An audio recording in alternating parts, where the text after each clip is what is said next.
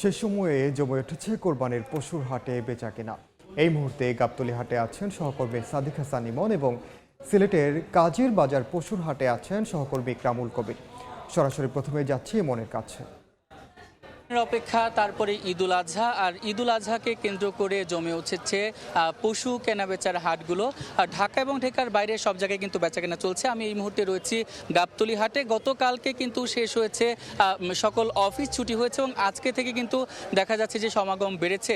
সকাল থেকে আমরা দেখতে পাচ্ছিলাম যে অনেক গরুই বিক্রেতারা বিক্রি করছেন এবং ক্রেতারাও কিনছেন। এবার কিন্তু দেখা যাচ্ছে ছোট এবং মাঝারি আকারের গরুর চাহিদা বেশি। যে গরু দেখা যাচ্ছে 2.5 মণ থেকে 3 মণ, সেই গরুর দাম 1 লাখ টাকা। আর যেগুলো দেখা যাচ্ছে যে 1 লাখ থেকে 2 লাখের মধ্যে যেগুলো রয়েছে, অর্থাৎ 4 মণ বা মণ যে গরুগুলোর ওজন, সেই গরুগুলো কিন্তু চাহিদা বেশি। বড় অনেক গরু রয়েছে, সেগুলোর অনেক হাকডাক তুলছে, অনেক দাম চাইছে, কিন্তু সেখানে ক্রেতা সেভাবে ভেরাতে পারছে না। আজকে সকাল থেকে যতটা জনসমাগম ছিল, একটু 10:30টার পরেই কিন্তু বৃষ্টি শুরু হয়। তখন থেকে কিন্তু দেখা যাচ্ছে যে নতুন করে ক্রেতা আসলে আসতে পারছে না। এর প্রভাব কতটা পড়বে এটা আমরা বিক্রেতাদের কাছে জানতে চেয়েছিলাম, ক্রেতাদের কাছেও জানতে চেয়েছিলাম। ক্রেতারা জানিয়েছেন যে যেহেতু যারা গরু কিনবেন, আসলে কুরবানি করবেন, তারা কিন্তু নিশ্চয়ই হাটে আসবেন, যতটা কাটিয়ে হোক। তো আর এখানে দেখা যাচ্ছে বিক্রেতার সংখ্যা অনেক বেশি, তাই তারা বলছেন যে দাম কিছুটা ঝুলে যাওয়ার সম্ভাবনা কিন্তু রয়েছে। আর অপরদিকে বিক্রেতারা বলছেন যে তারা লসে কোনোভাবে বিক্রি করবেন না, কারণ তাদের যথেষ্ট দাম পেলেই কিন্তু তারা বিক্রি করবেন।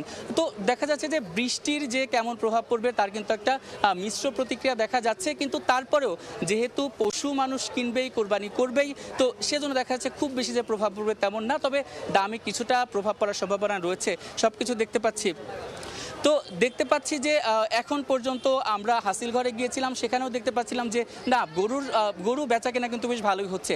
শুধুমাত্র ঢাকাতেই নয়, ঢাকার বাইরেও কিন্তু জমজমাট গরুর হাট। সেজন্য সিলেট থেকে গরুর হাটের খবর জানাতে আমাদের সঙ্গে যুক্ত হচ্ছেন ইকরামুল। আমি এই মুহূর্তে আছি সিলেট বিভাগের সবচাইতে বড় পশুর হাট এবং স্থায়ী পশুর হাট কাজীর বাজার পশুর হাটে। এই পশুর হাট সহ এবার সিলেট জেলায় 62টি পশুর হাটে বেচাকেনা চলছে এবং সিলেট নগরীতে আরো 12টি পশুর হাটে বেচাকেনা চলছে। সবকিছু মিলে যদি বলি, আর একদিন পরে অর্থাৎ কালকের পরের দিনই ঈদ, কিন্তু সেই পরিমাণ ক্রেতা এখানে এখন পর্যন্ত আমরা সমাগম দেখছি না। বিশেষ করে এই সময়টাতে ক্রেতা একটু কম থাকে। বিকেলবেলা ক্রেতার সংখ্যা বেড়ে যায় বা সন্ধ্যার পরে বেড়ে যায়, সারা রাত বেচা কেনা হয়। আপনি দেখতে পাচ্ছেন এই যে কিছু বড় বড় গরু দেখা যাচ্ছে, এগুলো কিন্তু সিলেট অঞ্চলেরই বিভিন্ন খামারের। এই যে সামনে যে গরুটি দেখা যাচ্ছে, এটি 6.5 লাখ টাকা বিক্রেতা দাম চেয়েছে এবং প্রায় 3.5-4 লাখ পর্যন্ত দাম উঠেছে।